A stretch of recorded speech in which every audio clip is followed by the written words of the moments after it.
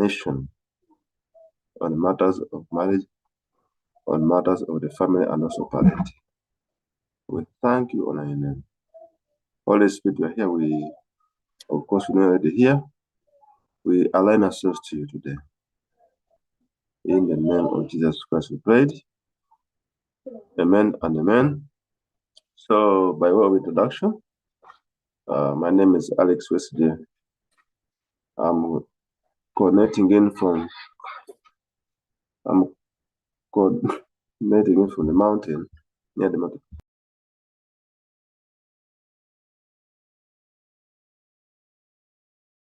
Yes, so I had a child coming. So yes, I'm Alex Wesley and I'm a married man. And God has been gracious that in this August we shall be making 11 years in marriage. Also, God has been good to us. He has blessed us with what I would call arrows. The Bible says in the book of Psalms that children like arrows. So He has given us 5 arrows. And as Alex and Christian yesterday, we are looking forward to sharpening these arrows and shaping them with values, morals, and character, so that in the day of adversity, I will not be ashamed. So this is Family Life Network. We usually meet once a month, and usually we meet the first Sunday of the month. But because for this month of April, the first Sunday of the month was the month of where people go and celebrate Easter. People celebrate what we call the Resurrection Sunday. So we said, now let's meet on the second Sunday. So that's why we didn't meet on the first Sunday. That's why we met today. So today, I would like us to know where you are connecting from. And like I said, personally, I'm here in Kata Sebuko, connecting from near the mountain, here below the mountain. So feel free to post in the chat.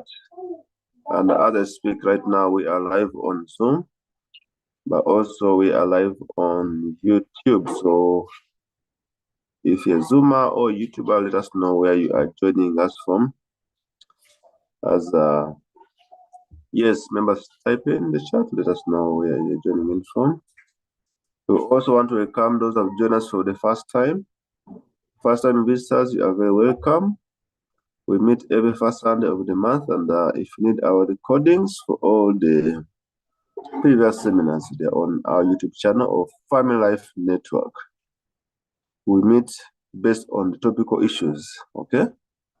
We don't meet just for fun, we just meet to be able to address the needs of the families, but also the pressing issue that the families, especially parents, are facing. Yes, let's welcome Daisy. Daisy is from Gulu. You're welcome from Gulu. Hey, there's this song called Actually Made Gulu. You're welcome, Daisy from Gulu. And then I have here Bosco and Mary. They are connecting from Nanga Bokasangati. Yes, you're welcome. Bosco and Mary, you're very welcome. Let me see what is on YouTube as members continue to type in. Let know if you're here for the first time. Yes, YouTubers, I also encourage you to let us know where you're joining. I need to mute everybody. Yes, those on YouTube, let us also know where you're joining us from. Who else has typed in the chat? Yes, someone here is Immaculate Satunjere is joining in from Charlie Wajala. You're welcome, Immaculate. Let's know if this is your first time. We have Lira City Merecha. You're welcome from Lira City. I personally think I took time in Lira City, and I remember we used to eat Odi. Yes, there's Paul here, Paul Bobido, joining from Mukono, but currently in Tinda. Yes, Paul, you are very welcome to Uganda National Parents Network. I did say that this program of the seminars for the parents is under a program called the Uganda National Parents Network. And I will come our leaders to be able to give in an overview of this seminar. Yes, YouTubers, let me see if the YouTubers are still in Kamori. Yes, from YouTube, we have Irene Kimara watching from Sunday for the first time. Yes, Irene, you're welcome from Sunday. Okay, let me see Zoom. So, parents, you're welcome. My name is Alex Wesley, as I told you, and I have the honor or the privilege to be able to coordinate the parents. We call them Awazire, those who can hear Western language. Yes, we have someone here from Tinder too. Let me see. Teddy is from Tinder. He's here for the first time. Teddy, you're welcome. We meet every first Saturday of the month, and we have a platform where parents are able to talk and chat in a safe space where we talk about parenting issues. All right. Yes, someone's hand is up. Mr. Langa's hand is up. Yes, Mr. Langa. As he unmutes, we have Betty from, I missed Betty's chat. Yes, we have Teddy from Tina for the first time. I saw a chat from Betty, but I missed it. I don't know why. Let's see on YouTube again. YouTubers, you're silent. YouTubers, you're silent. All right. Parents, you're welcome once again. I'd like to take this time to just inform that we're dealing with issues of national importance. Okay. Some people are able to unmute. Just a moment. We meet for issues of national importance, and I would like to say that we've heard about people's parliaments, we've heard about the national parliaments, the East African Parliament. Family Network will convene these meetings, but we're also dealing with issues of national importance. So whatever there is an issue that is very, very pertinent to the nation, the issue of the marriage bill. And if you're not for the first time, you could have heard that we had a similar meeting like this one and addressed this meeting on the issue of the marriage bill.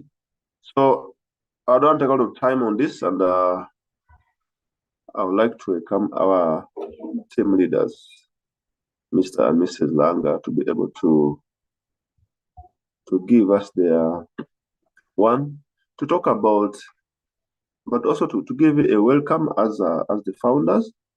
They'll give us a welcome remarks, and then they'll be able to give talk more about this program, especially the Uganda National Parents Network, what it's all about, the objectives, and then the thrusts. But also they'll be able to talk about FLN as a whole. Because we have a Uganda National Parents Network, we have a bank. It's a network of family network. And then they'll be also able to give us the rationale for this meeting, and then they'll be able to chair the meeting. Yes, let us clap our hands and welcome the Langas to be able to guide the meeting. Thank you very, very much. Thank you very, very much, Alex, for leading us and coordinating us. Parents, you are very, very, very much welcome from wherever you are logging in. We are really excited to have you on this call because today we are going to discuss something which is very, very, very pertinent to our nation, to our marriages, to our families, to our parenting. So I'm really glad to welcome you, and especially those who are tuning in for the first time. Those who are tuning for the first time, you are extremely, extremely welcome. As you heard, this is a meeting that takes place every month. Let me just ask my wife to just greet you as we prepare to have this very, very important panel discussion with our experts on the issue of the marriage bill, so that we can all learn and know what we can do as parents. So, honey, please take the floor, and just maybe before you do, let let people see my, let me see, where is it? Yes, that's my image in our usual green garden. I've had a lot of positive responses about our garden here. And for those who may be tuning in or logging in from outside of Uganda, we want to let you know that Uganda is a very green country. Where we are around Kampala, we have rainfall literally most of the year, really. We don't have those dry spells. So you can see the green that is there. And we thank God for it. Actually, weather. There's an expert on tourism in Uganda. He says one of the things that Uganda can actually market is the weather. You know, the weather. Imagine I'm sitting outside. I don't need air conditioner. I don't need a sweater. You know, that kind of stuff. So for those who may be tuning in from outside of Uganda, the weather is one of the things that Uganda actually has. So, Hane, please greet our people, and then we can move forward. Yes, a very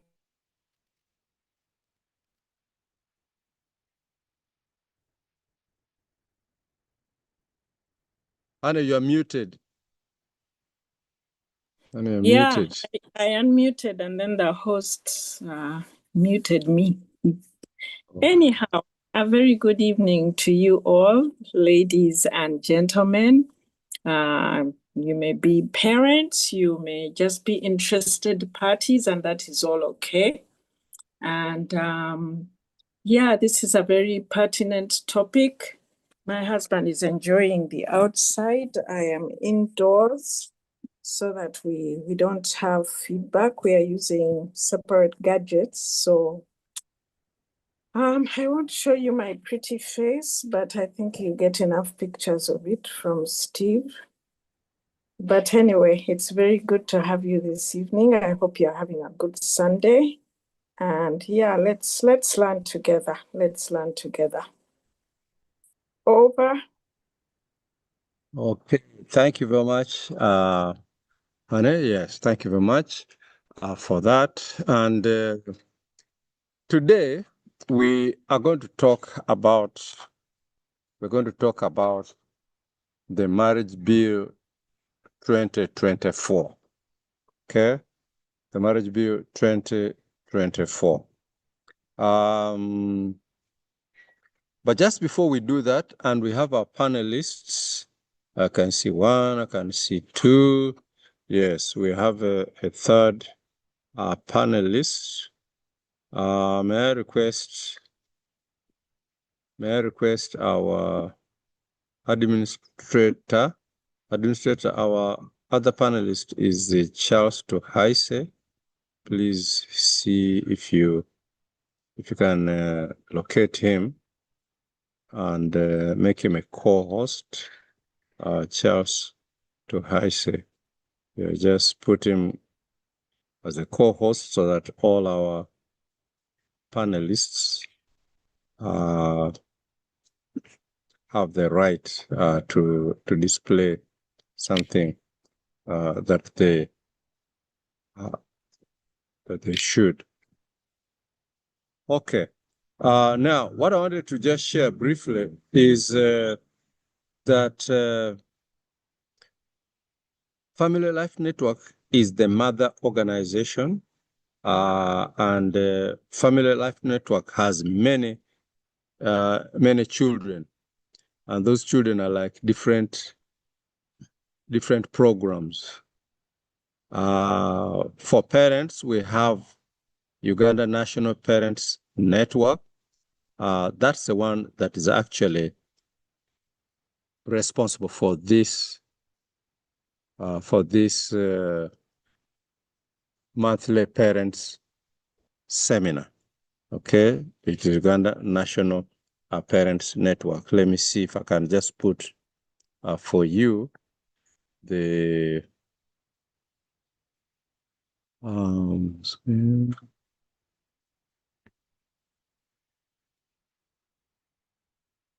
Yes, there we are. Uganda National Parents Network. This is the baby that is running this parenting monthly seminar.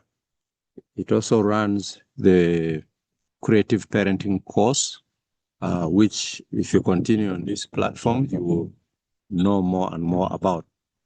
Okay. There is our vision. There's a vision.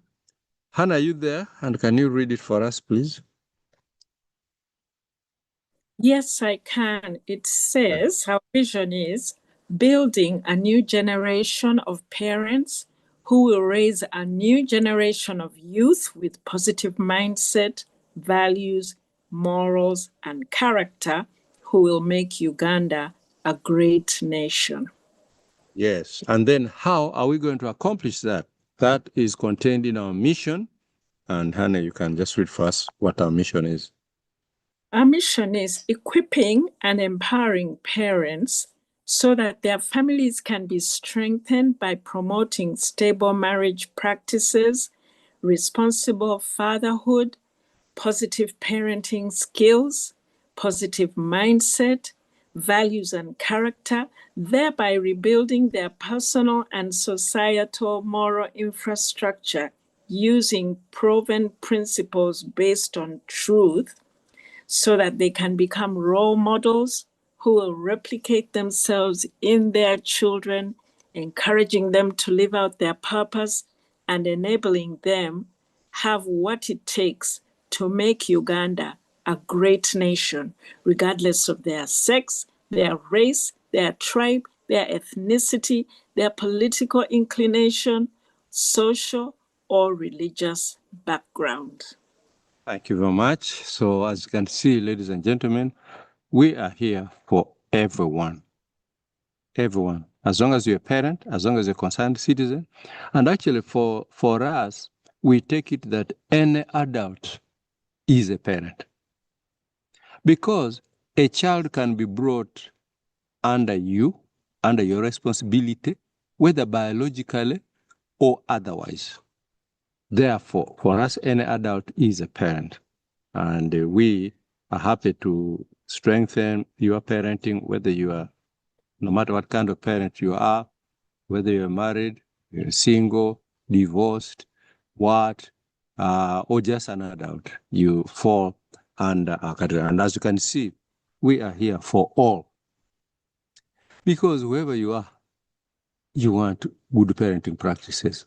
Whoever you are, you want happiness in your home, in your marriage, for those who are married, and that is something that we are concerned about. And as you can see from our mission, we are all encompassing, and we are here to serve all, irrespective of who you are. We are here to serve all, because all people come from families, and all people want better families.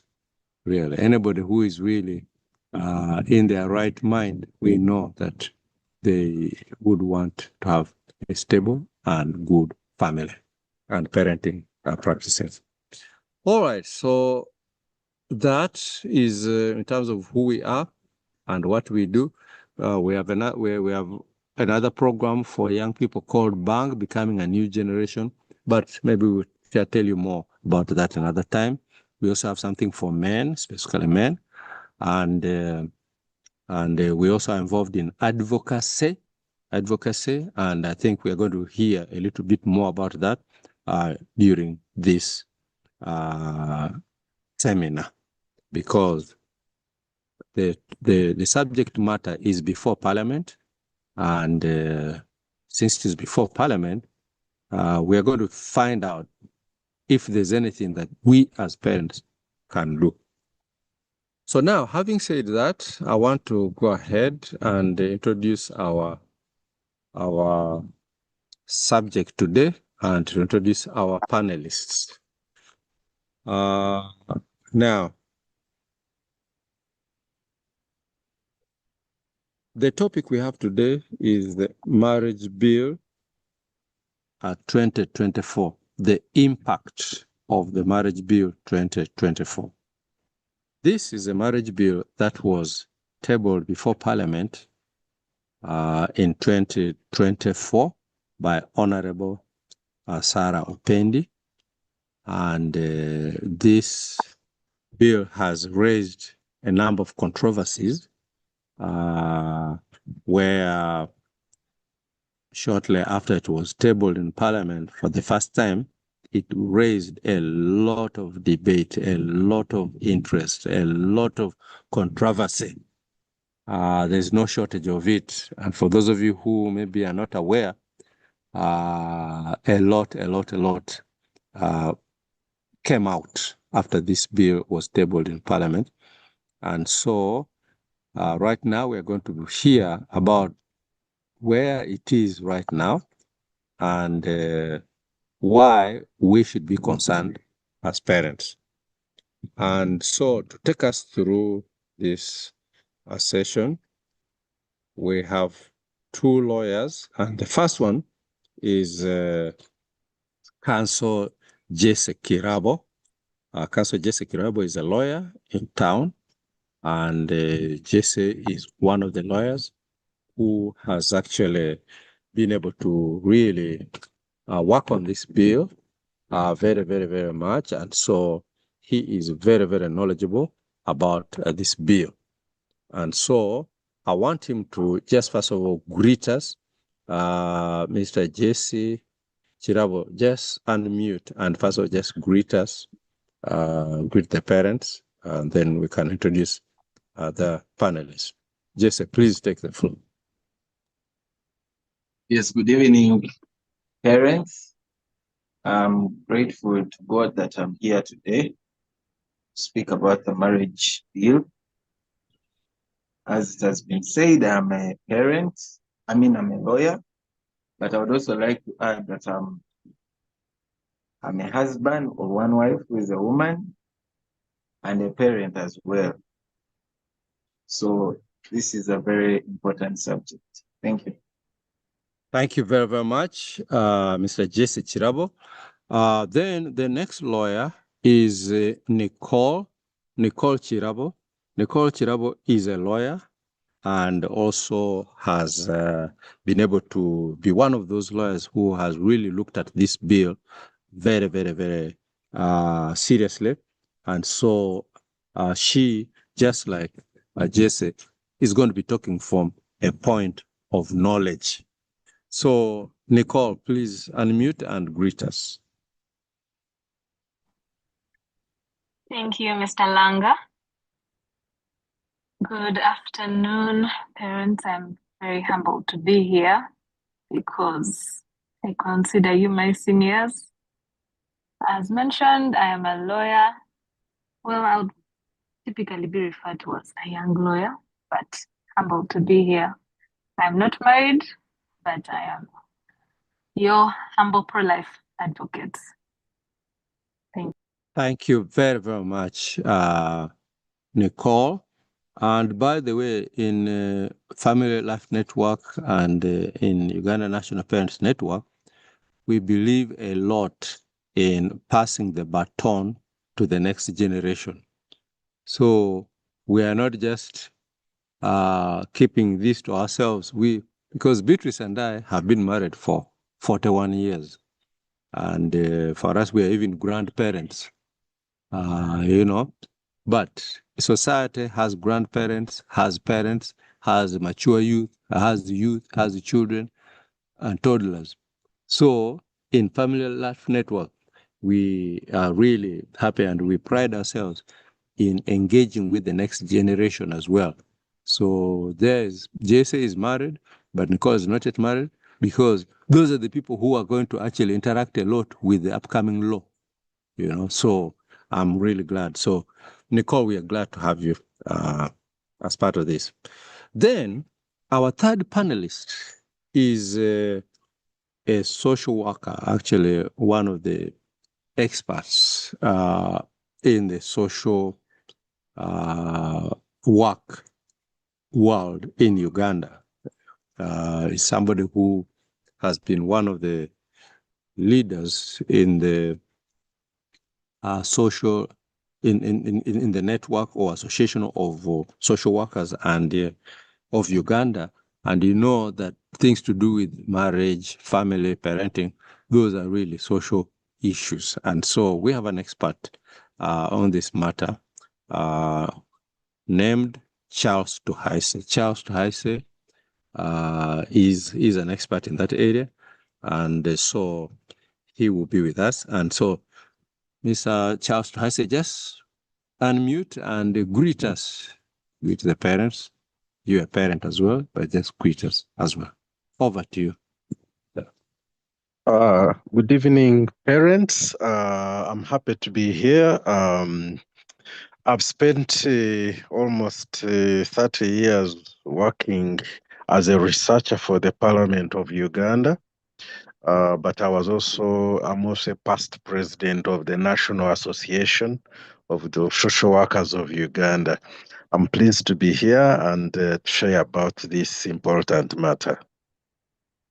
Now, before we open up, thank you very much, Charles, for that. Before we open up this discussion, I'm sure you have a friend, you have a colleague who you think should really be in this virtual seminar.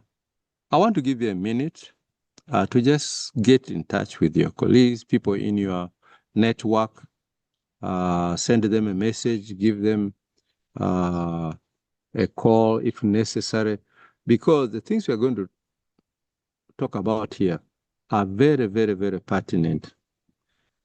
You know, we all want a better Uganda. We all want a better world. But you see, we can never have a better world unless the family institution is transformed.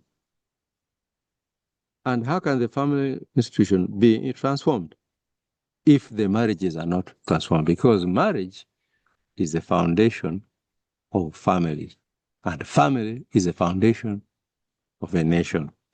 So, what I want to do is I want to ask my wife, Hannah, just share with us before we get into the discussion.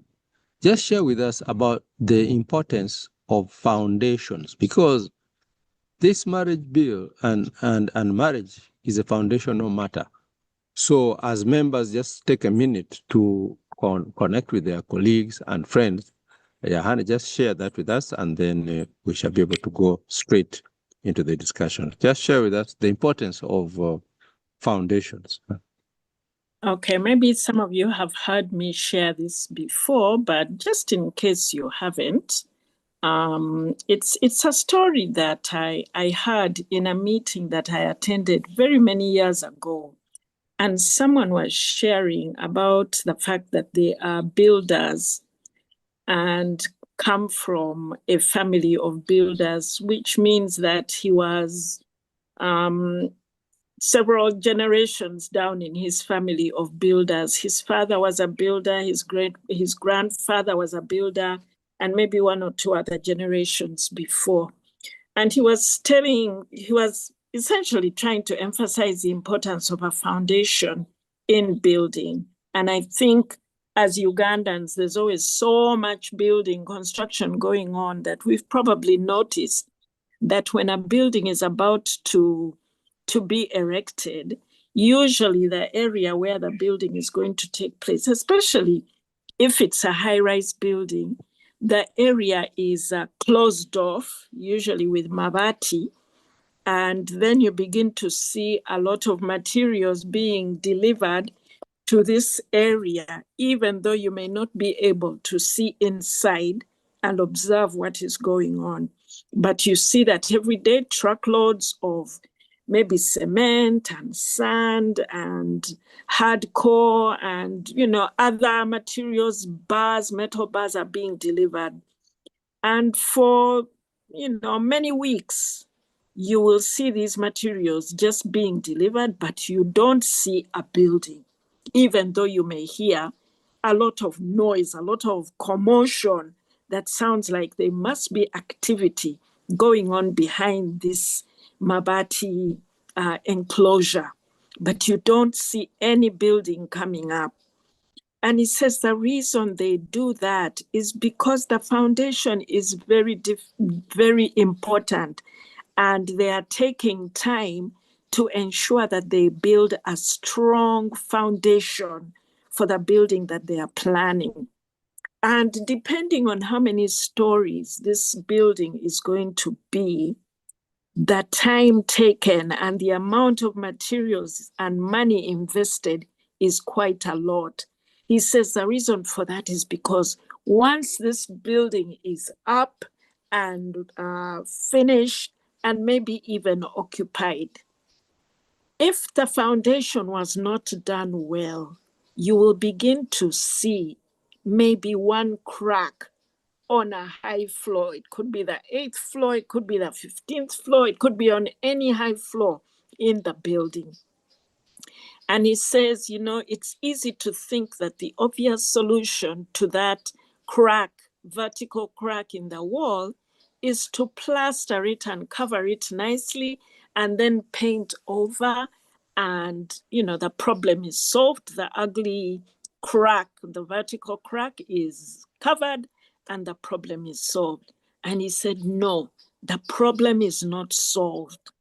And if that crack disappears in that room, on that floor, it may appear on a higher floor or another floor, vertical cracks showing up in the walls.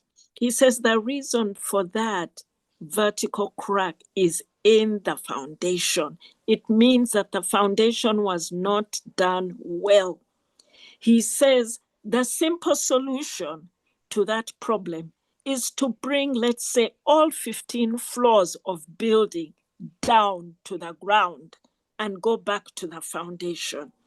And that, to me, is one of the reasons I remember the story. Is like, wow, 15 floors of building to be brought down just to fix the foundation? Yes.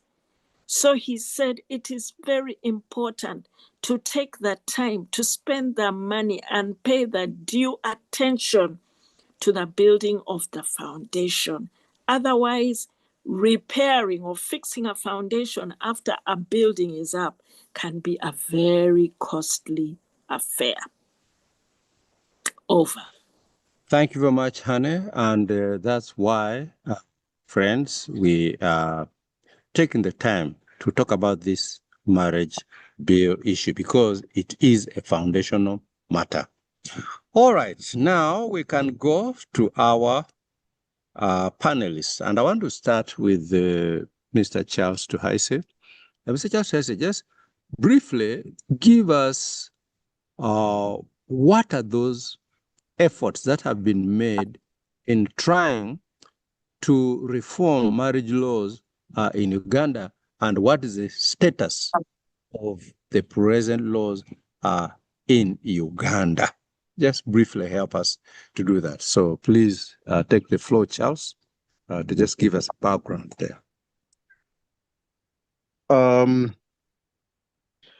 The effort to have good marriage and family laws in Uganda is a long-standing effort dating back to the colonial times. In fact, most of the laws we have now about marriage come from the colonial time.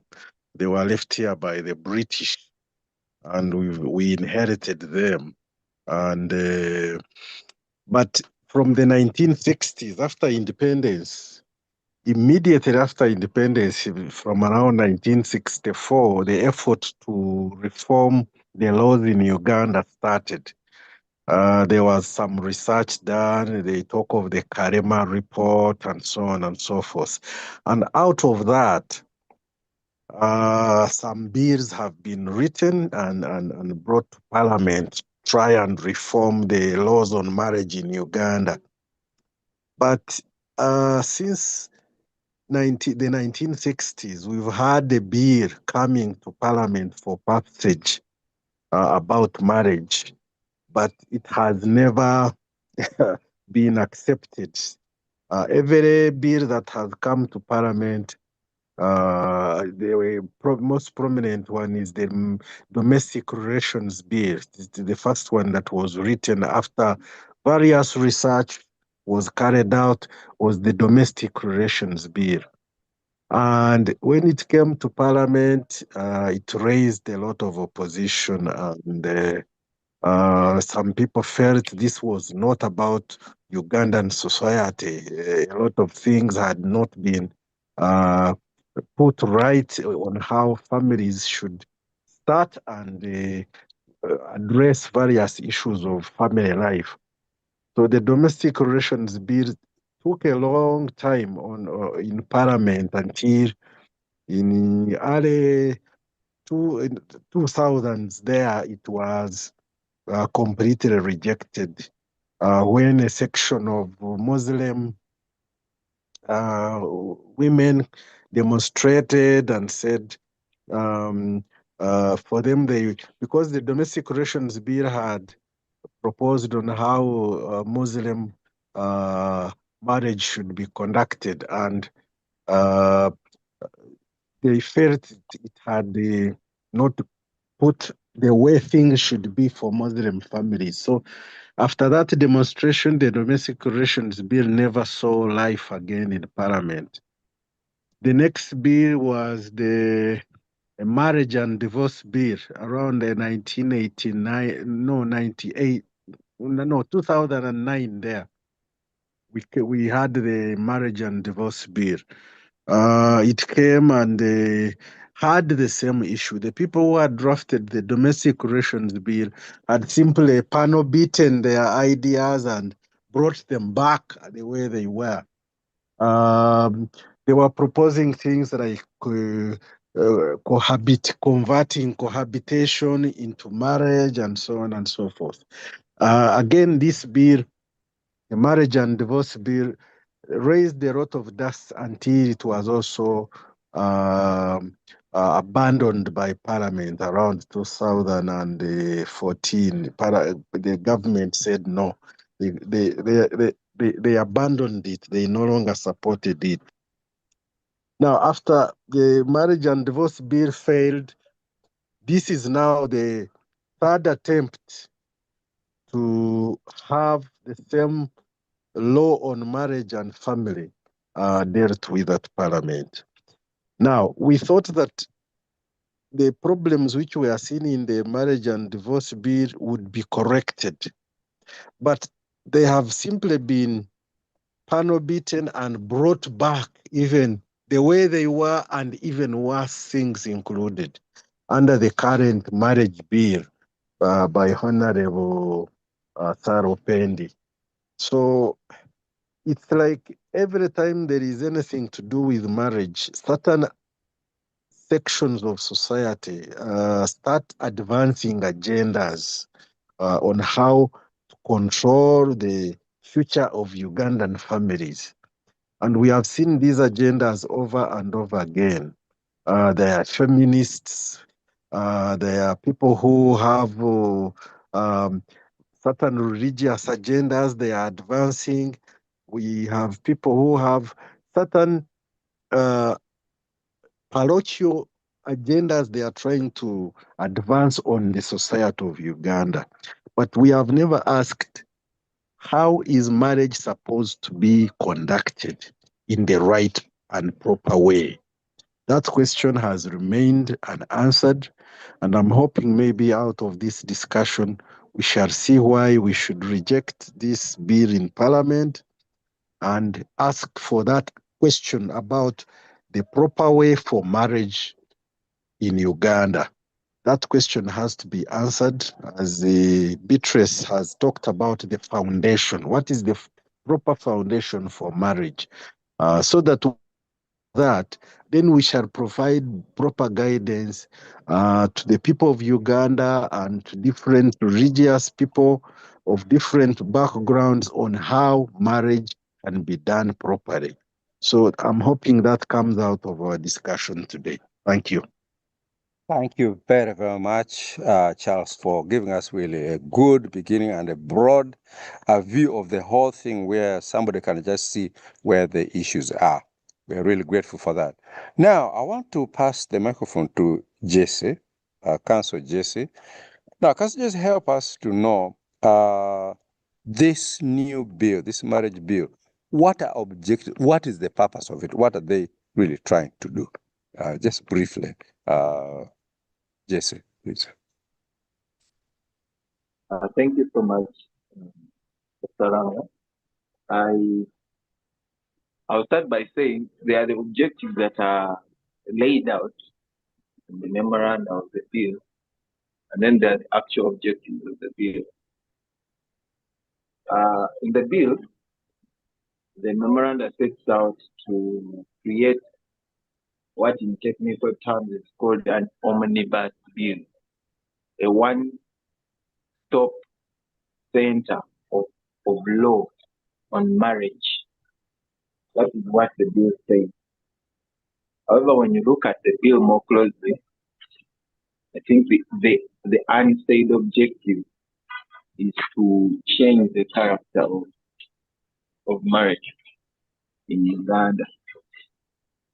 So there are two conflicting objectives, but the first one is more acceptable and easier to defend. But when you look beyond what is being said, you realize that this is an attempt to change the character of marriage in Uganda while hiding behind the cloak. We are trying to consolidate all the laws of marriage. That's a summary of what I can say. Excellent. Excellent. Thank you very much for that. At least now we have an idea that it looks like there is an objective, or which is said to be what is intended, but then again, you look at something on the other side, which is actually not. Well, now let me go to Nicole. Nicole, help us. You have looked at this bill, and what are some of the things that you see there which are issues of concern, which should be issues of concern to us as parents, issue of concern to us as citizens? Just share some of them. Obviously, we can't share everything, but we don't have the time for everything, but just share, let's say, three issues which you see really are contentious. Over to you, Nicole. Okay, thank you, Mr. Langa. As my previous panelists have mentioned, this bill really does introduce a number of things that I would label dangerous, first of all, for the citizen, but even as a Christian, you will begin to see a number of issues therein. For example, Clause 4 of this marriage bill introduces, or rather reintroduces, the concept of a civil marriage, which we already have clearly provided for in our laws, but it tweaks the definition of a civil marriage, or how a civil marriage can be formulated, and introduces the concept of these civil marriages being potentially polygamous, while our current laws have the civil marriage as a monogamous marriage, like the civil marriage and the Christian marriage. Those ones are blankly monogamous marriages. But now anyone who chooses to undergo a civil marriage can also go ahead and convert. Okay. Yes, anyone who chooses to participate in a civil marriage can also go ahead and convert this marriage into a polygamous marriage.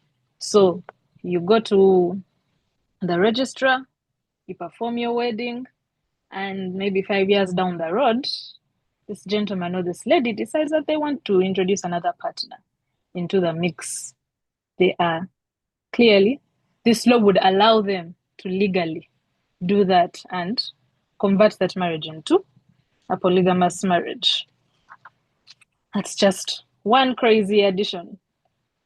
And yet, in our laws, we already have the Customary Marriages Act, and we also have the Marriage of the Mohammedans Act. That's the marriage for the Muslims that are polygamous. You know that if you do your traditional marriage and you stay in your traditional marriage and don't convert it to either a Christian marriage, then we know that you've accepted the terms that one of your spouses will choose to be polygamous either way.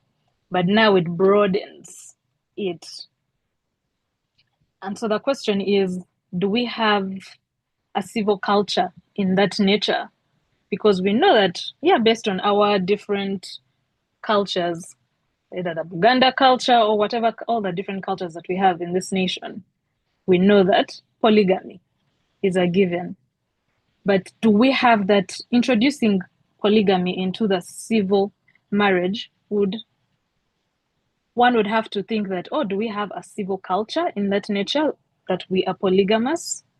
And I think the answer would be no, at least in our Ugandan context, which the law is being created for Ugandans. Clause 39 also brings an issue for whoever decides to have a Christian marriage. Christian marriages, biblically and also legally, are monogamous marriages. We know that two become one flesh, till death do you part. But now it introduces the concept of converting your Christian marriage into a polygamous marriage, which is crazy as a Christian to consider that one day you wake up and you want to introduce another spouse into the mix. And while this act, or rather this bill, in the beginning introduces a Christian marriage as a monogamous marriage, someone reading it on face value, they'll say, nothing has really changed. But it's only when you go further down into clause 39 that you realize that, okay, so even this Christian marriage can be converted into a polygamous marriage, and you will find someone who has wedded from either Namirembe Cathedral, whatever church they belong to, several years down the road, also going back to Namirembe Cathedral to marry their fourth or fifth wife.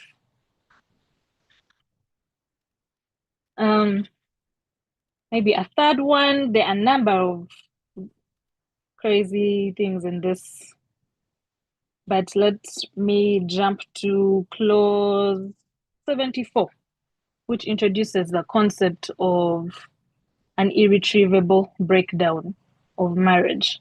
So currently in our marriage laws, if you want to divorce, you have to prove certain grounds. You either prove cruelty, you prove adultery, that your spouse has cheated on you. You can also prove desertion, that they have deserted you for 2 years plus, and the other court can, consider having this marriage be broken down. But in clause 74, it introduces this concept of the irretrievable breakdown of marriage, and it can be a sole ground for divorce or for dissolution of the marriage.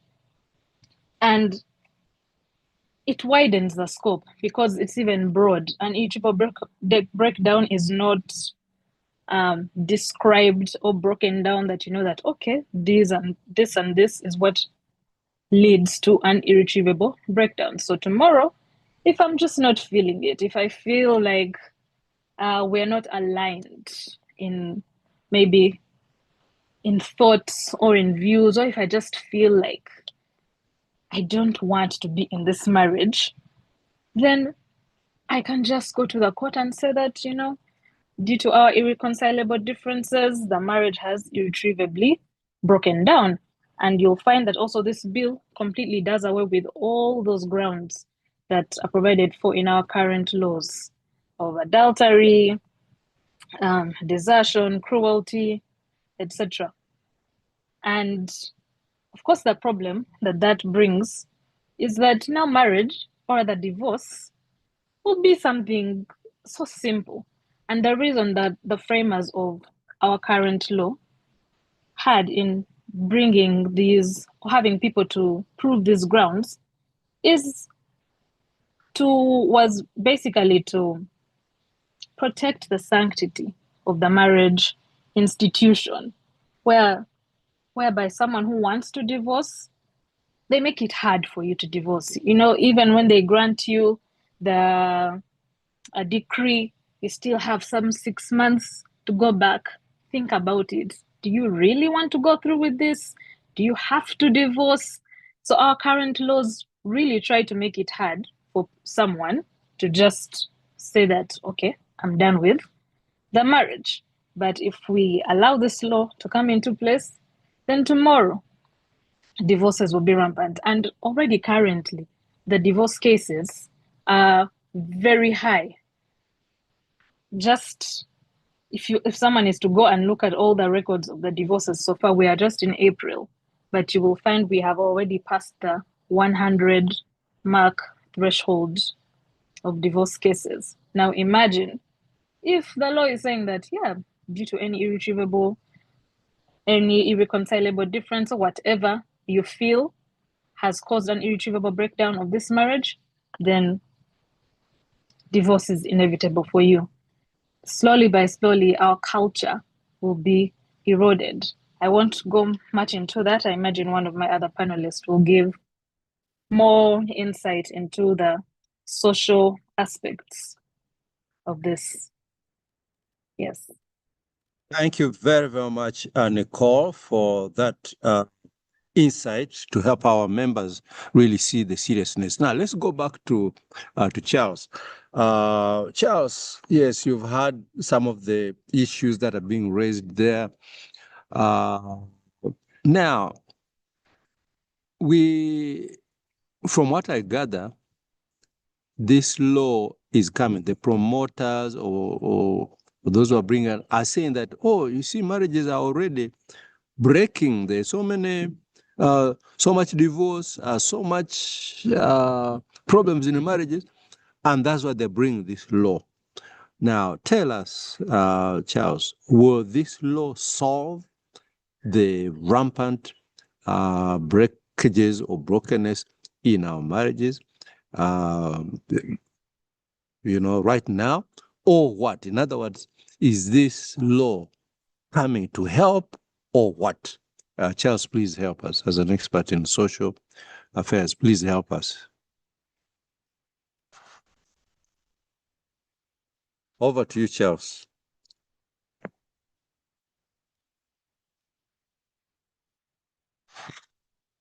Okay, please unmute. Yes. My take on the likely impact of this proposed law is it is going to cause more problems for our families, those who have them, and more importantly, misguide present and future generations on what marriage is. Because they have kind of bent the rules of what marriage is and say, if you have a monogamous marriage, along the way, it can be converted to a polygamous marriage. To me, this is a total misguidance of what marriage is all about. And so the impact is going to be very, very harmful for our children and future generations. So we need to really ask ourselves that because there has been an attempt to have marriage law in Uganda, we've never asked the primary question: what is the foundation of marriage? How is it supposed to be with its normal foundation from the ground up? How is marriage supposed to be for it to have the right benefits for those who live in it. Unless that is answered and we simply pander to special interest groups, the feminists, religious groups, how they look at it, we will have lost the true essence of what marriage and family is. So to me, I think instead of progressing with what is in Parliament at the moment, from what we've had Nicole outline, by the way, she has not brought out the entire litany of the problems in this bill. There are many, many misguiding and controversial clauses in this bill, which need to be really dealt with. So I'm suggesting, why don't we put a stop to it and ask this process in Parliament to be put on Charles, hold, let me. and Charles, then we ask that primary question. Thank you. okay, thank you, Charles. We shall come to that later on the way forward. But thank you very much for just guiding us that it's not, you don't just bring a law anyhow. You have to be careful about the solution that you're bringing. In fact, from what Charles is saying, it is as though when you have malaria and you go to a doctor, and the doctor decides just to treat the headache because you happen to have a headache as well, you obviously know that that will never work because you need to treat the root of the problem, not just the symptom. Okay, let's go to Jesse. Jesse, can you help us bring out some of the other things? Yeah, obviously, Nicole, we just ask her to mention a few, but Jesse, can you just expand, maybe also bring another 2 or 3 other points that are in this bill for members to really look at the seriousness of this matter? Jesse, please take the floor. Yes, thank you very much.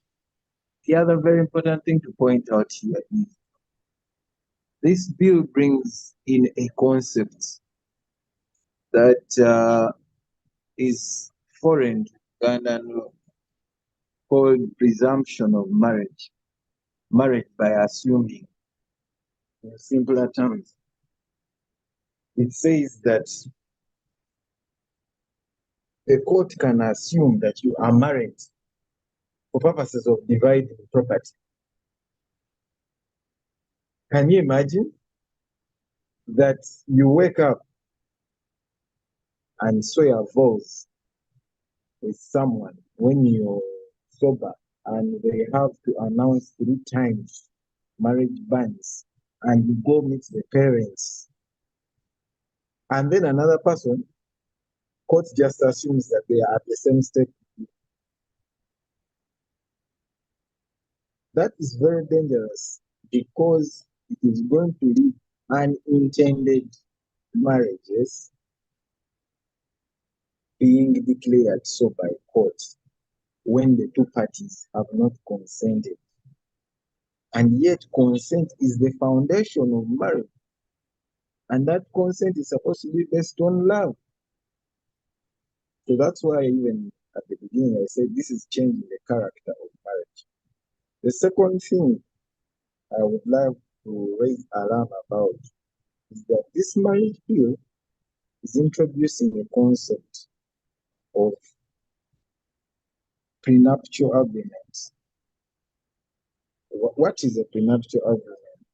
A prenuptial agreement is an agreement you make about how you're going to run the marriage. It's called the covenant of marriage. Now, in other countries, they've tried it. In America, they've tried it. I think now for 50 years. And when we were researching this bill, I took that trouble to read about those places where they've tried out this concept. how it has worked out. One of the studies shows that prenuptial agreements increase the likelihood of divorce by 40 or 60%. One of the figures. Even if it was 40, that's a lot. Secondly, a lot of prenuptial agreements are not upheld by courts. The courts decide their own things. And usually that's a dangerous place. Usually when you put power that is supposed to be for private persons in the hands of court, court usually decides its own things. And let me also say this. Judges have a unique problem that most people don't have. They get to make decisions over things that happened when they were not there. But those decisions are binding on the people who were there when this thing happened. Whether that is marriage or contracts or land. And there's a possibility that judges can be lied to because they're also human beings. So the concept of prenuptial agreement violates the very principle of Christian marriage. Because marriage, in the biblical sense, is a covenant. And it's a covenant of three persons. That is the man, the woman, and God. So now, if you make the prenuptial agreement, are you really making a covenant? So just imagine, I'll give an example of covenants in the Bible. Just imagine Abraham was making a covenant with God. But then God first signed the prenuptial agreement. Because usually the prenuptial agreements are signed by the stronger party. And he said, but if your descendants annoy me, then they will not inherit Israel. I am very sure right now Israel will wiped out. And that's why we have a covenant. Because a covenant is supposed to be binding, regardless of the situation we're going through. And that is the concept of marriage. And that is why marriage even has a law. Because ideally marriage should be a private affair. But the reason why it's legal and public is because the state has an interest in the stability of families. And what is the main anchor of stability? The marriage covenant. So, if anything, if you don't remember anything about this discussion, that is the most important point. The moment you change the character of marriage in that sense, then we are talking about a different thing. And I must also point out quickly that when this bill is, if it were to pass, it would affect even marriages that were celebrated before it became law, because the current law of the marriage governs all the marriages that exist within the country. So that makes it very dangerous. And then it provides for offenses, criminal offenses,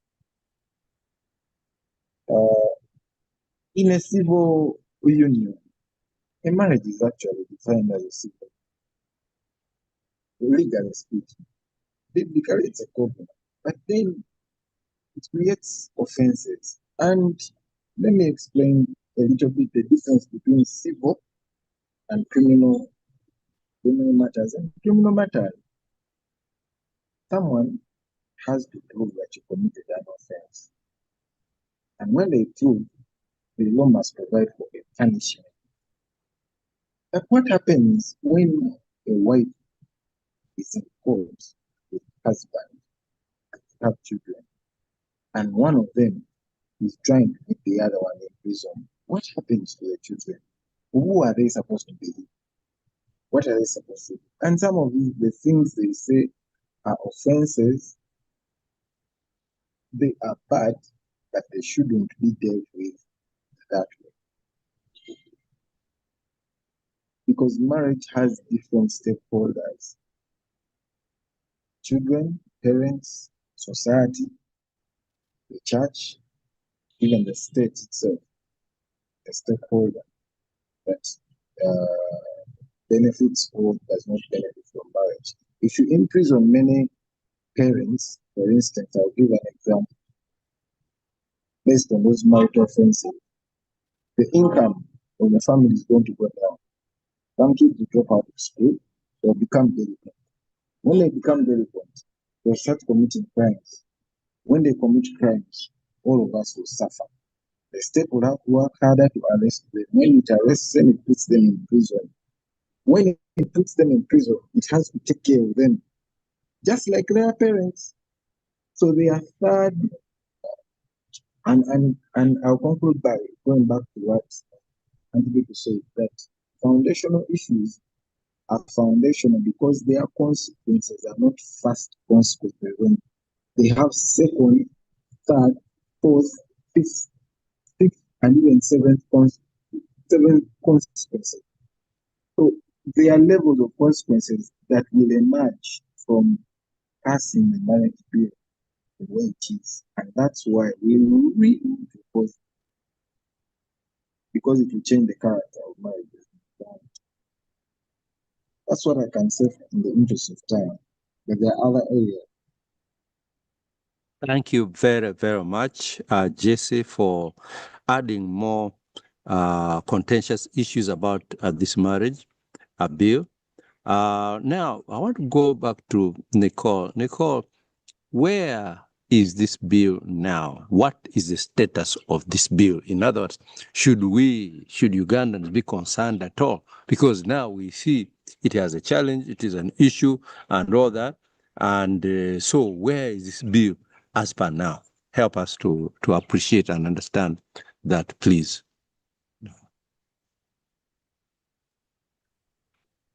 Thank you. If I'm not mistaken, this bill already passed its first reading around October 2024. And it also should be now at the committee stage and has been sent to the Legal and Parliamentary Affairs Committee, which basically means that, in simpler terms, it has moved. It's now going, because after the first reading, it have to go through the second reading and the third reading, but it is really already progressing further at a really fast rate. And so just like Charles mentioned or hinted on, we really do need to take some immediate steps to halter this bill in its tracks and not even let it go into the further readings. Parliament is very capable of throwing it out if, it's against the will of the people. Yes, Thank so you currently, very much. yeah. Yes. Thank you, Nicole, for that, for helping us. Now, I want to go back to Charles. Charles, Nicole has said it finished the first reading. Against now, the will of. Yes. But now help us to just understand how Parliament works, because you are a researcher in Parliament, but just help us to see how Parliament works. And then after that is when we shall see what can be done to really not to make this bill advance. Just help us. What stage, what process does a law like this go through so that members can appreciate the seriousness of where we are in the journey with this bill? Help us, Charles.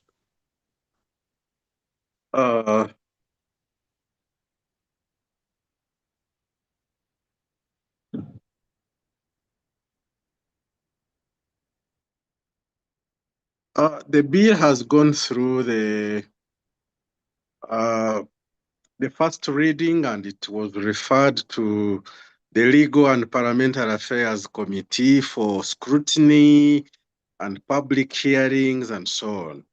So now that it has been put on the order paper for second reading, it means now the report of the Legal and Parliamentary Affairs Committee is ready. So it is now coming back on the floor of Parliament for the committee to present its report on what it found out from the public about the bill and various interest groups and so on. So it compiles all the responses from the public interest groups on what they think about the bill. But usually the sponsors of these bills have a huge influence on what the committee reports. So that's why I'm saying the sponsor being Honorable Sarah Opendi must have had a sitting with the committee and tried to convince the committee that what she wanted should be supported and pushed through the floor of Parliament. So that's most likely what we are likely to see is a committee report that is supportive of the bill and is recommending that it be passed with maybe minor amendments. So when that it goes through the second reading, they will debate and then they go to the committee stage. The committee stage is where they start amending clauses, clause by clause. They consider the bill clause by clause and make amendments or improvements to the bill. But from what we know, it is unlikely most bills, when they are at that stage of amendment, they very, very rarely pull out an entire clause as it thinking that the clause is harmful and what. They will make minor changes, but what the clause is saying remains there. So me, I do not think that we shall have a good outcome if we have faith in the amendments that will take place on the floor of Parliament during the committee stage of the plenary sitting. So that's why the only remedy we have now is where a member objects and instead moves a motion that the bill be discarded in its entirety. And when that motion is moved and seconded by some members in the House, then they debate it, and once it is passed, they have a sufficient number voting that the motion be supported, then indeed that bill can be overturned and reversed.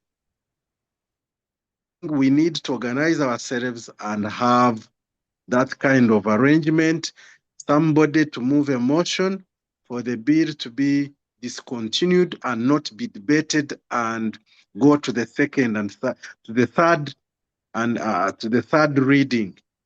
So that's what we need to do. If it moves to the third reading, it is going for, that's the last stage and it is passed. So who is going to move a motion and have that motion been drafted? Those are the nitty-gritties we need to now look at. Somebody has to prepare a motion, take it to the clerk's office, and they put it on the agenda of the session. That a motion demanding discontinuation of the bill be debated. So that has to be negotiated with the clerk's office and put on the agenda.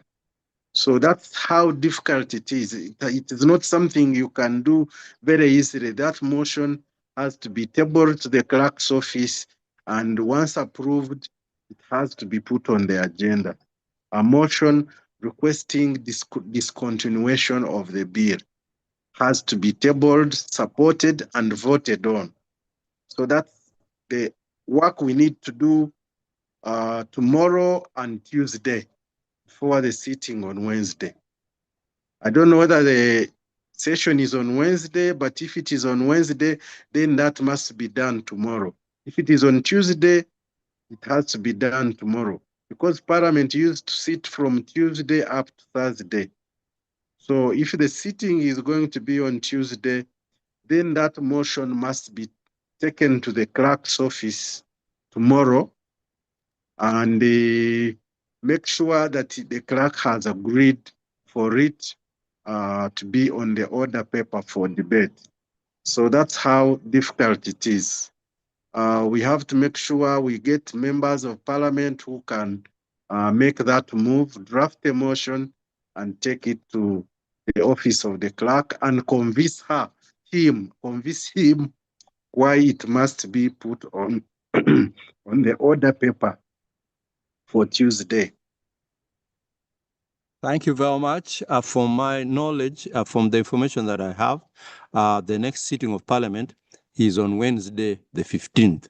I think a lot of the members are still in the, I don't know that they're still in the caucus meeting at Chankwanzi, but I'm sure that, at least I know this for a fact, that the speaker announced that the next meeting is going to be on April the 15th, which is Wednesday.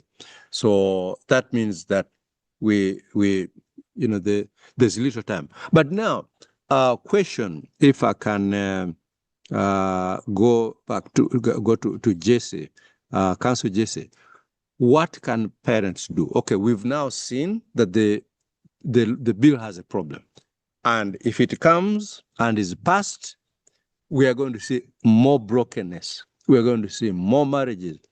In fact, I heard one of the lawyers say that this bill, one of the things it's just going to do is just going to enrich lawyers, because the marriages are just going to be one big battlefield. So Jesse, help us first comment on that. And then secondly, what can citizens do? I mean, here we have parents here on this group. Can a parent here do anything to have influence on that bill in Parliament? Jesse, please help us.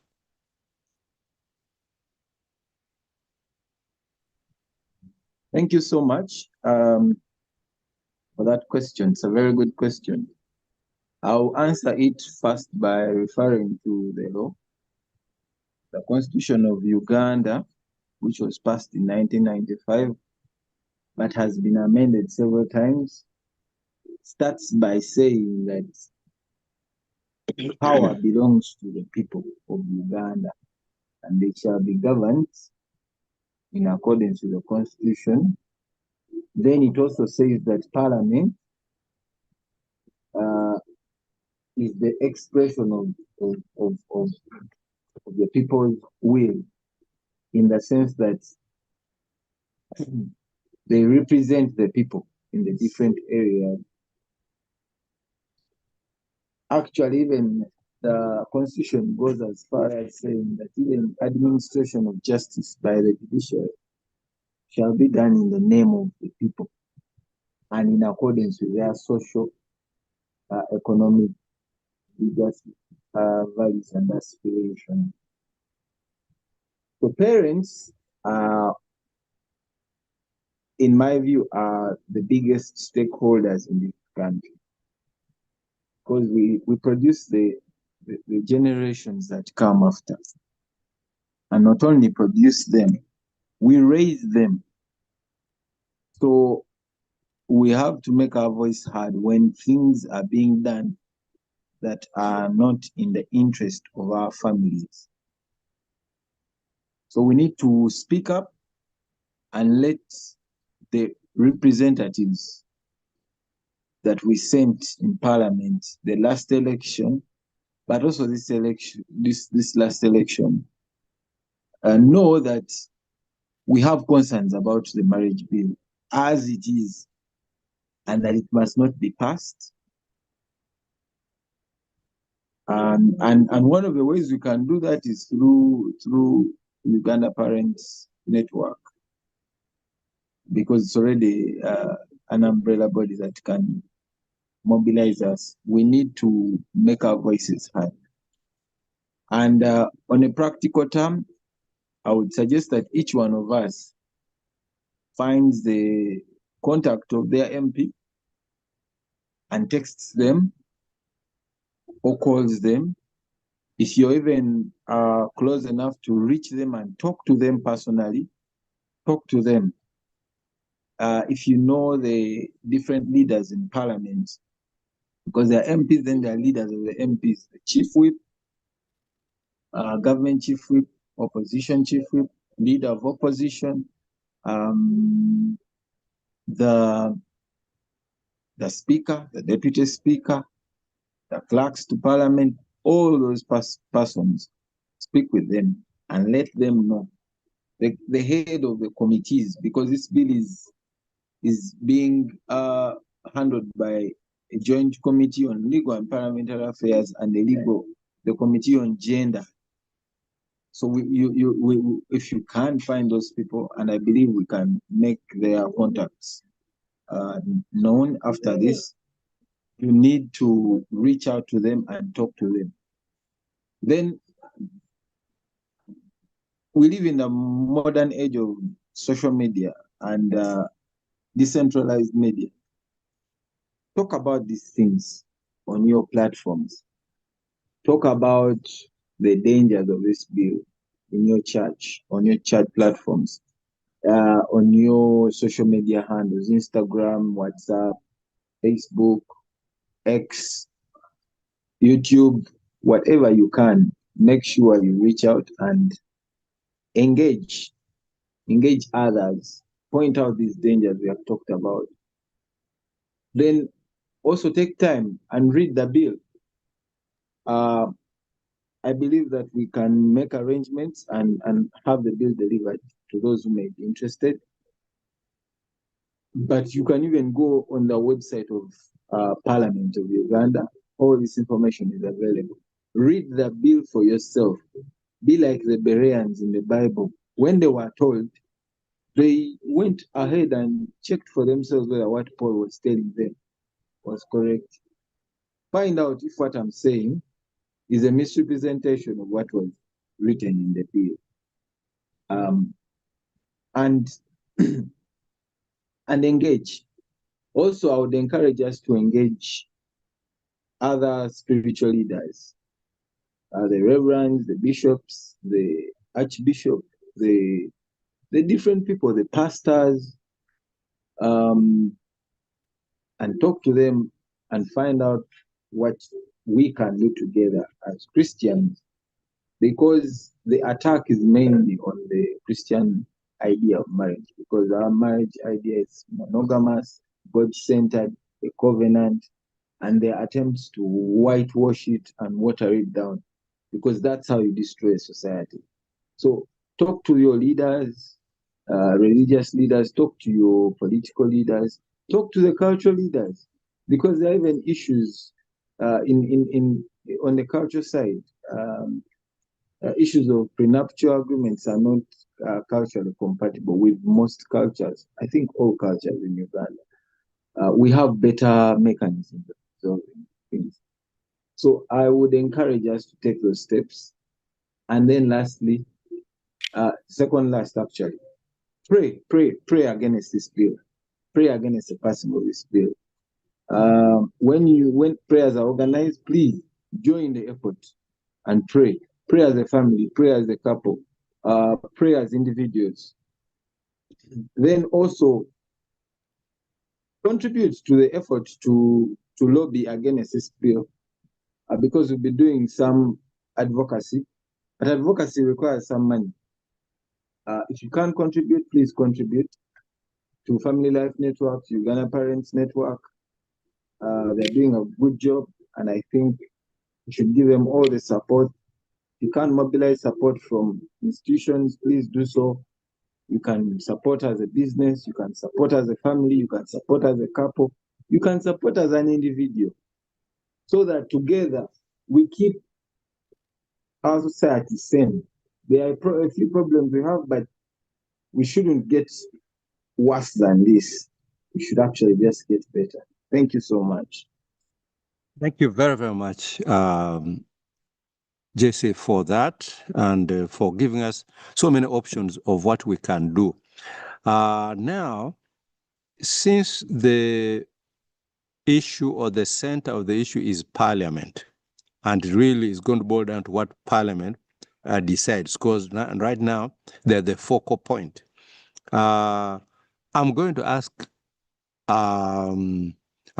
Charles to tell us, since he's familiar with the workings of Parliament, how can people get the contacts of their MPs and so on and so forth. But before he does that, I want to remind you that for those who want to engage beyond this seminar here, we have a WhatsApp platform.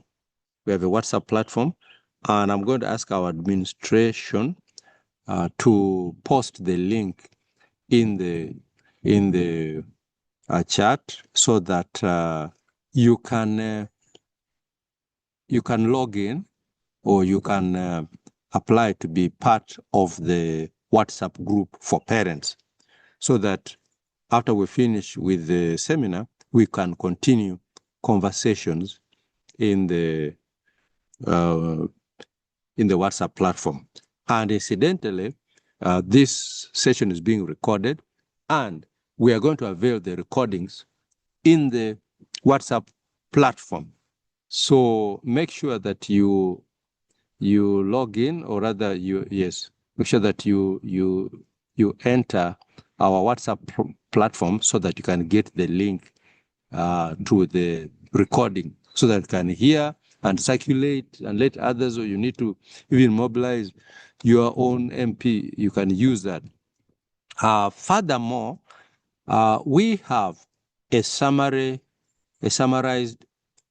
version of the bill, just an executive summary to help our members of Parliament, because others, they're busy, they're handling so many things, and they may not have time to read through a long report. So we have a summary. That summary is a short one, and I think about 2 or 3 pages only, which an MP can read quickly, so that he can decide one way or the other. And if they want more, then we also have a clause-by-clause analysis of the entire bill, because sometimes they may need that. So all that is going to be available in our WhatsApp, in the parents' WhatsApp platform. So in case you have not yet connected to that platform, please do so, or put your number, your WhatsApp number on the chat, in the chat room. I'm sure our team will pick it up, so that we make sure that you are you're put in the WhatsApp platform, so that you get this information. So now, Charles, help us. Somebody wants to connect with their MP. First of all, is that okay? And also, if it is okay, how can they get their contact? Charles, please help us.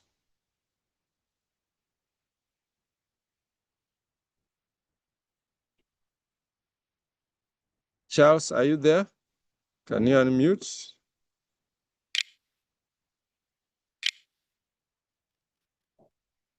Yes, Stephen, thank you for the opportunity to give information to participants about how they can contact their members of Parliament and other officials at Parliament.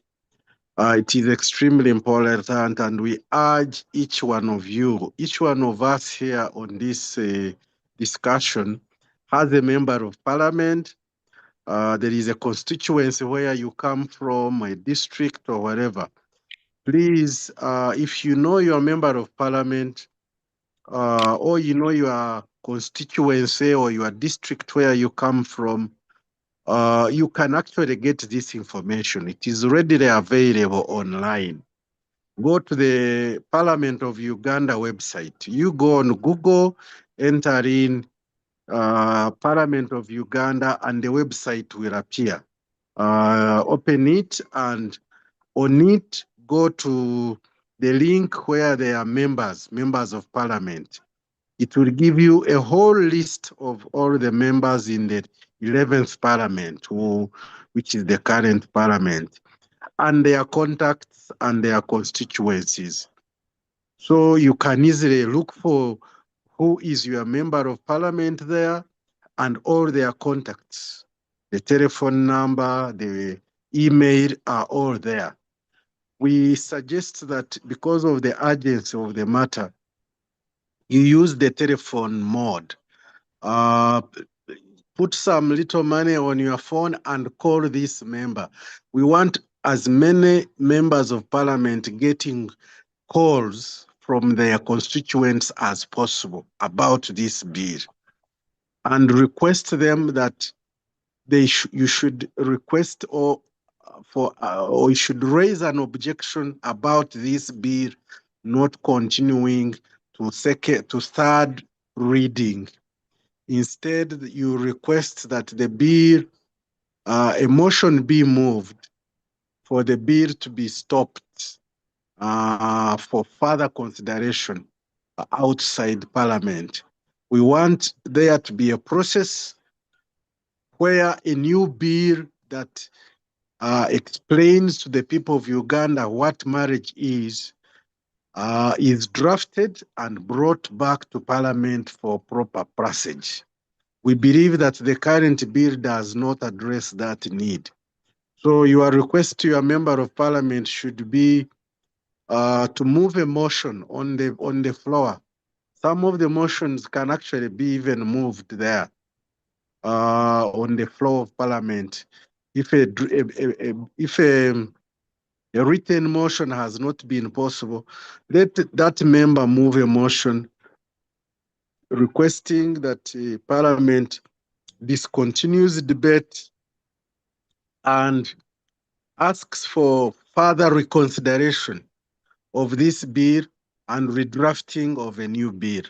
That's what we are trying to achieve in this effort. So if your members of parliament can get as many calls as possible, that may actually become a very big demand for change, for demand for stopping this bill as parliament reconvenes on Wednesday. Thank you very much. Thank you very, very much, Charles. Maybe just one more thing before we go to what can people do for now in as far as their marriage is concerned. Yes, Charles, today is the 12th of April, and we know that this present parliament is, its days are just few, and the new parliament is to be sworn in May. Is this present parliament still able to conduct business, and can they still pass this law, or not? Help us in others. Are we in serious problems? Help us appreciate this, Charles. Before the term fully lapses, before the term of this parliament fully lapses, that is when they start swearing in new members of parliament, which is not in the next couple of weeks, they are going to announce the swearing in of new members of parliament. But until then, whether it is 10 days remaining, they can still use those days to conduct whatever business. And that's how they take advantage to pass some of these obnoxious bills. So I'm suggesting that we do not leave anything to chance. If any business remains undone, they may do a process called saving. Some of these bills may be saved and reintroduced in the 12th parliament, which is about to start. So that one will now be done by the office of the speaker. She will pick some of those bills which she wants to be saved, and then there's a procedure she goes through, and then they are saved and reintroduced as the ongoing business in the new parliament. So if they are not able to with these bills, then that saving process may be a way to have them continue even in the 12th parliament. So that's how things will be done. So members, thank you very much, Charles, for giving us that information. So members, you now know what to do. You know where you can get the contact of your MP, and already in the chat room, I've seen the link has been put there for those who want to join the WhatsApp group of parents. But if you fail or you don't know how to do it, you put your number there. Our administration team will and make sure that you are put in the group. And we're going to share the recording of this meeting with you so that you, in case you want to revise or whatever, or know better how to speak to your MP, you can do that. And then we are going to send in the WhatsApp group the summary for your MP to be able to, to read and take a decision. And if they need any further information, you can just get in touch with us. Now, I want to give my wife the final, my wife Beatrice, the final opportunity to say something. So here we are. We have marriages are breaking and all that. Yes, attempts are being made to have a law, but we can see that the attempt is not solving the problem. It is actually going to make things worse. And so we have not yet got a proper bill, which, as Charles has mentioned, we want to see that a better bill is worked on, which is actually going to really address the issue. So what can people do in the meantime when we don't yet have laws that can help fix things the way they are right now? What can a person do? Somebody is married or somebody wants to get married. Honey, what can people do in the meantime to see that they at least have stable marriages? Honey, help us.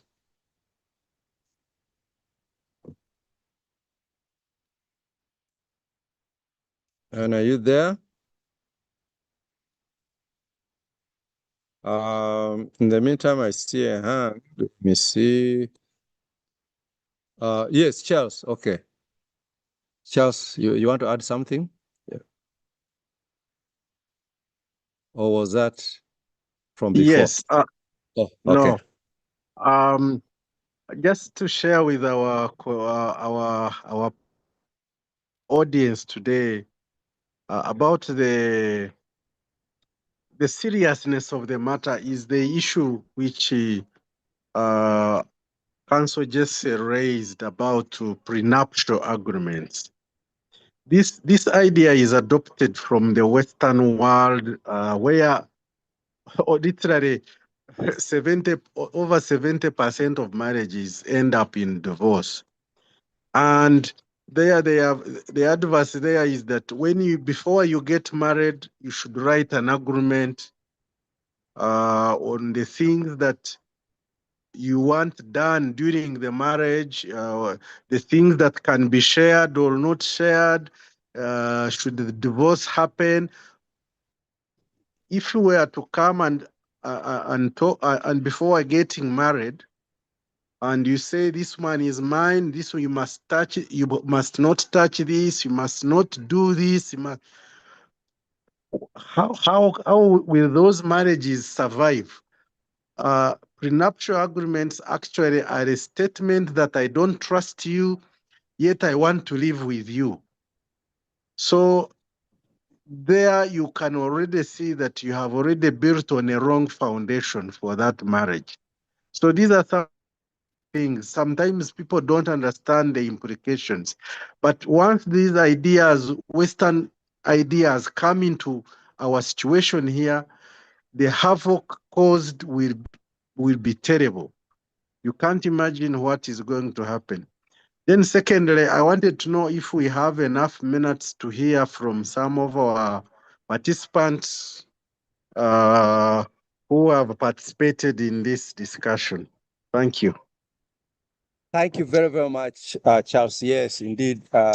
Let me actually do that first. Yes, so members, I want to open the floor. You can either write your question or your comment, or you can simply put up your hand and we give you an opportunity to say something or ask a question. Okay, members, the floor is open. And when you get a chance, just tell us who you are, introduce yourself, and go straight to what you want to say. Okay, members. Charles, for now, you can put your hand down. Yeah, see Julius. Julius Musime, please take the floor and give us your comment.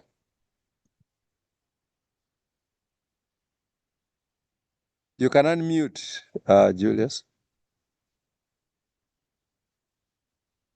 Now, administration, Alex. Oh, yeah, the people can unmute. Yes. Julius, please go ahead.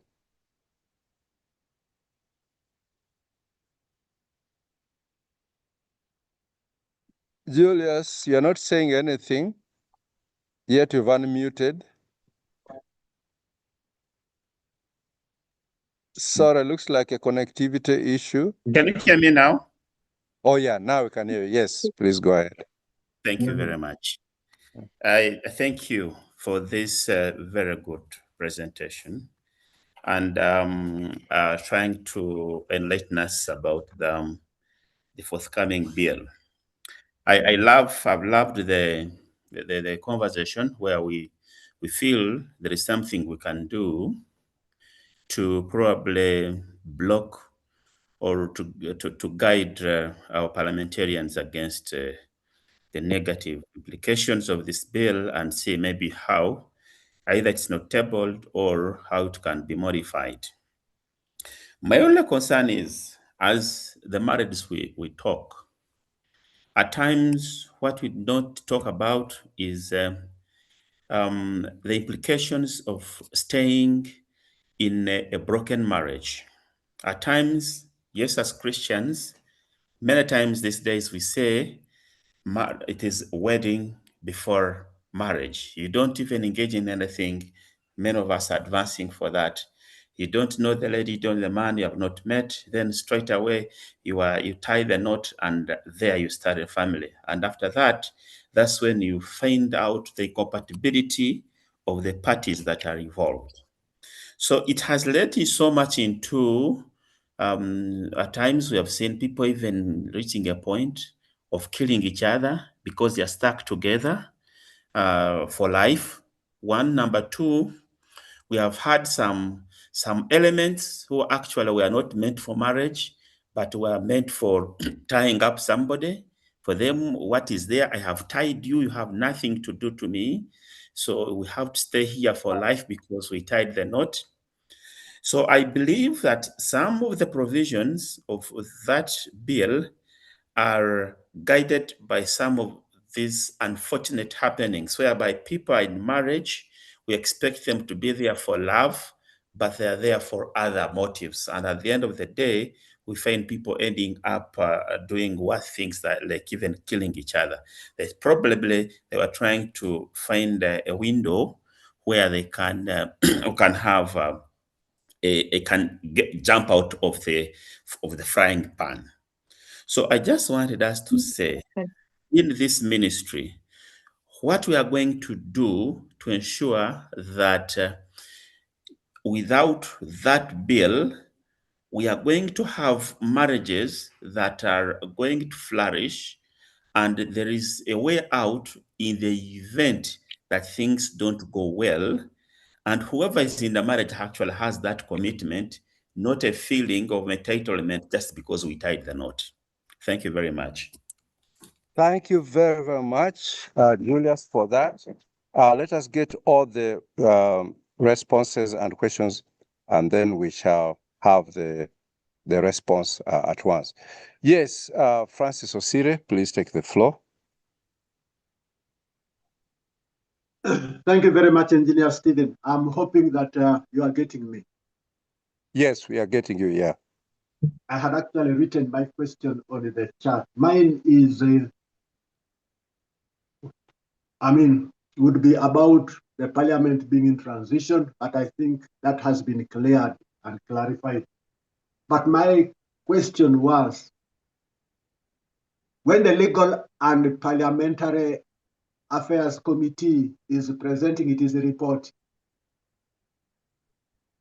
isn't there still provision for a minority report? Assuming that the main report does not bring out our concern, is there a window of that nature where if the Legal and Parliamentary Affairs Committee is in support, and then we can utilize the minority report to bring in our concerns if it is possible to infiltrate that window? Is it possible to explore such an option? That is just something that I'm seeking clarification from our learned friends. Thank you. Okay. Thank you very, very much. Because of time, let me ask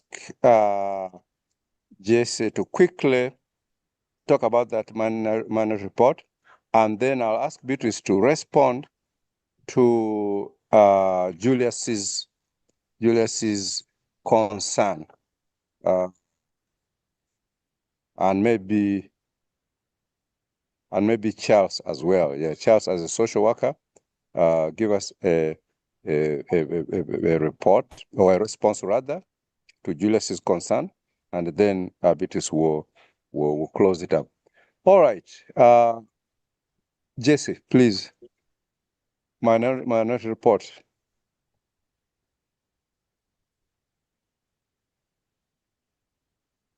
Okay, looks like Jesse has had a challenge. Oh no, is it Jesse? You can unmute. Jesse, you can unmute.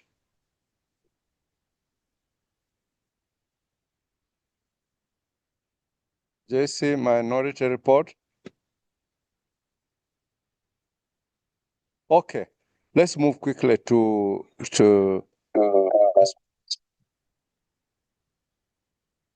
Charles. Please take the floor. Let's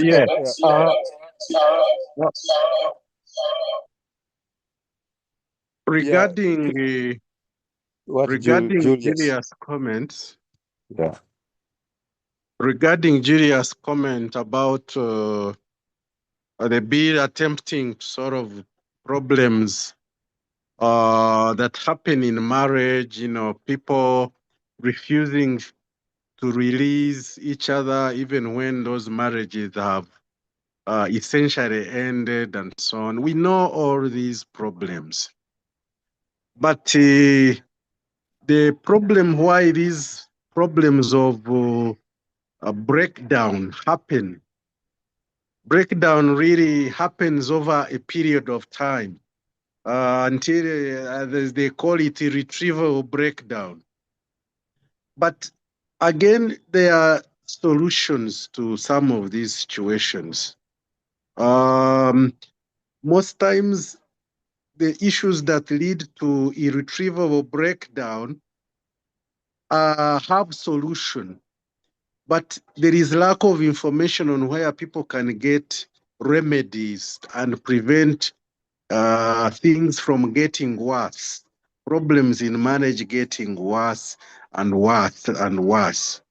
So instead of now saying, let us make dissolution easy, instead we need to have, because the law builds institution, the law is building solutions to the problem. The law needs to instead create solutions where people can go and have solutions to things that bring about breakdown in marriage, to the extent that it has reached such a point where people do harm to each other. Now, these institutions are not there. Why don't we create them instead? Places like counseling services, we can establish a national marriage counseling service that is supported by the government to help in resolving problems in the family. This is what we should be proposing. Instead of saying, okay, we know breakdown happens, so let us make it possible or easy. So these are some of the things we need to look at and see what are we prescribing, a solution, or are we making something that could be resolved, making it even worse. So that is one thing. Then on the issue of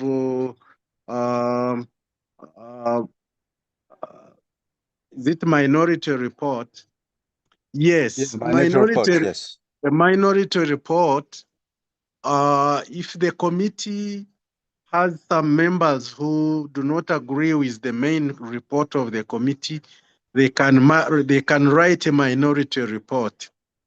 But from my experience, minority reports are tabled, but they are not listened to. Most of the things that will take the day during debate are those in the main committee report, because the chairperson of the committee is the one who will be there to present the main report of the committee. And what the committee has agreed is what will take the day. They will listen to the minority, but most of the objections in the minority report, just like you remember when the committee presented on the anti-homosexuality bill, Honorable Fox Odoy and a few others presented a minority report. But at the end of the day, the Parliament listened only to what the committee had presented in the main report of the committee. So minority reports are not an effective way of resolving an issue like this. Instead, we have to have a motion prepared and presented to the clerk's office in advance, and then tabled by a selected, a prepared member who is going to table that report has to be identified, and it is presented and debated and voted on. That's the way you can overturn a bill on the floor of Parliament, but not through a minority report. Thank you very, very much, Charles, for throwing that light. So let me now give an opportunity to Beatrice. Hannah, please share with us just a little maybe on what Julius said, and then what can we do? What in the meantime, where we don't have a comprehensive law on marriage, what can people do in the meantime?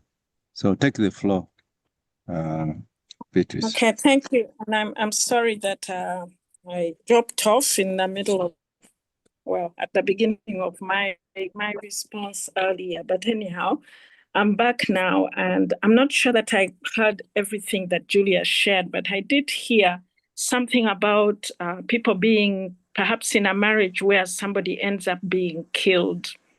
And because we have said that marriage is, you stay in it for life, we do not support the idea of somebody remaining in an environment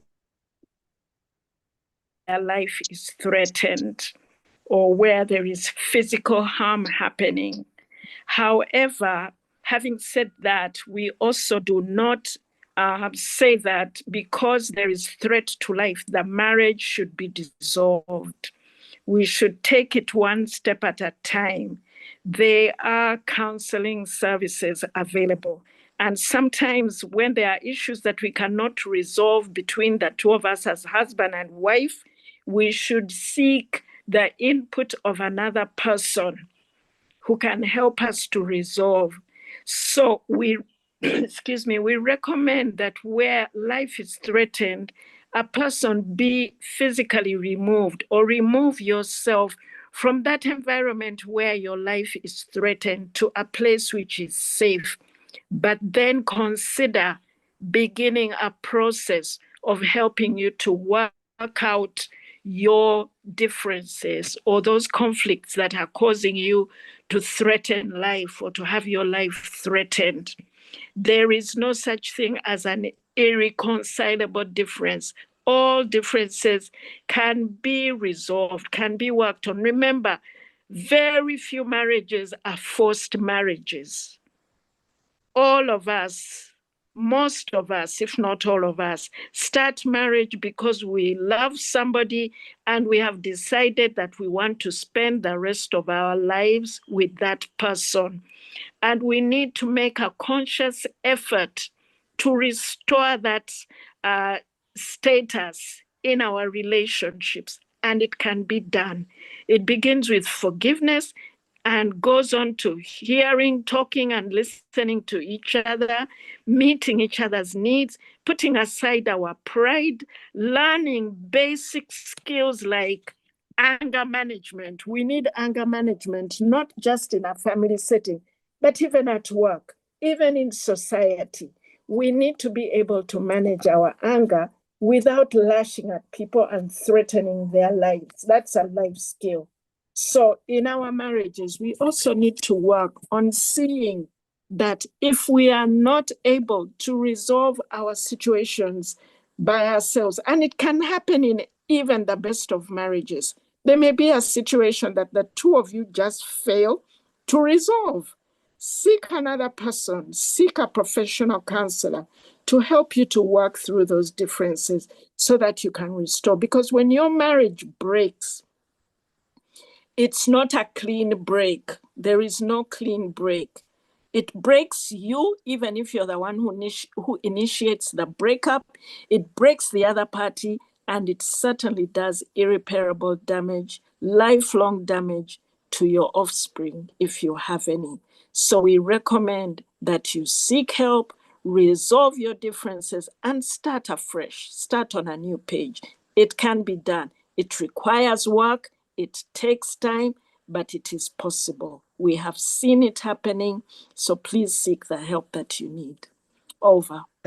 Excellent. Thank you very much. In other words, any marriage can be fixed. There's no human problem that cannot be fixed. So it is fixable. And this is why we really feel very, very strongly that we need better laws that will actually help marriages and families to thrive. All right. I think as far as I'm concerned, I don't see any other question. And also I see our time has gone. So from our panelists, from our contributors, we want to say thank you very much. And for all those who have been able to be with us up to the end, thank you very, very much for being part of this.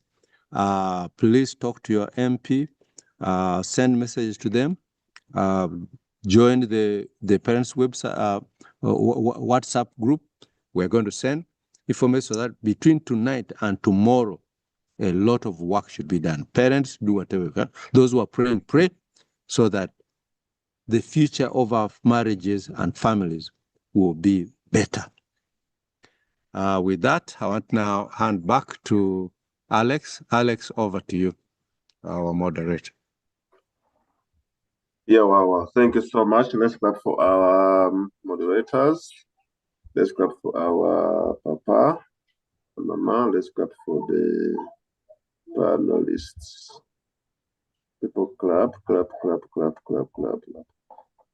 Thank you so much, dear parents, for joining us today. As you can see, our time has done very well. I would like us to close it here, but to just remind you that on the 3rd of May, next month, we are meeting on the same platform on a topic which will let you know. Okay. I'd like us to close, so the 6+1, and I'll close with a closing prayer from Reverend Osire. Are you there, Reverend Osire?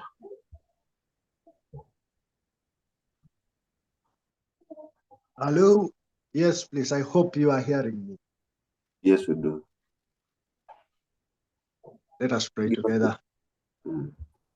We thank you, gracious and loving Father, for the insight and the ability to discern that you have given our colleagues who have been able to facilitate and give information on this matter of this marriage bill. Lord, in its initial stages, this bill was very explicit that it was about marriage and divorce, which you detest, especially the area of detest of divorce. And now it has evolved and it has taken another turn. We want to thank you for using Family Life Network, especially Engineer Elder Stephen and Mama Beatrice Langa, and for rallying us to see the dangers that we are in, and especially the future of the institution of marriage. We want to thank you that you have brought this in a timely manner, and we want to ride on the windows that we have shared, that our members of parliament currently sitting will be available to listen to a concern of everyone who is going to get over and get through to them. That even where there is provision for a face-to-face meeting, that you facilitate and enhance it expeditiously. But above all, we want to pray that, Lord, as we have mapped the way forward, as the team compiles, we want even to pray for deeper insight. That if there be anything that we had not seen, that you remind the team that is going to compile and put across our recommendation, and that they are going to land on a fertile ground.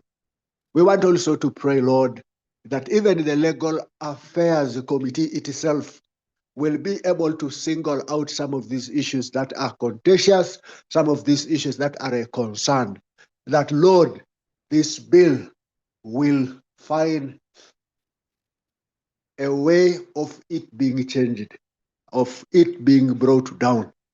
We want Heavenly Father to pray for each and every member who has been able to participate, who has been able to listen in. That, Lord, you will help us to support this ministry, that you will help us, oh God, to come in when called upon. And we want you to pray that you continue to watch over and take care of this nation. And our reasoning, Lord, before you is that our motto is for God and our country. So, God, may you be our deliverer. May you be our Lord. May you be the God of Uganda. May you be the God of the Parliament of Uganda, that even as they receive this report from the Legal Affairs Committee, that, Father, your name will be honored, your name will be glorified, that this bill will not go through. So this evening and tomorrow morning, speak to the powers that be, to know that this is not something that is good for this nation. It is not something that is good for the family, and it is not something that is good for marriage, and it is not something that is good for the institution of the family, and it is not good even for the younger generation. So watch over and bless us. In Jesus' name we pray. Amen. Amen and amen.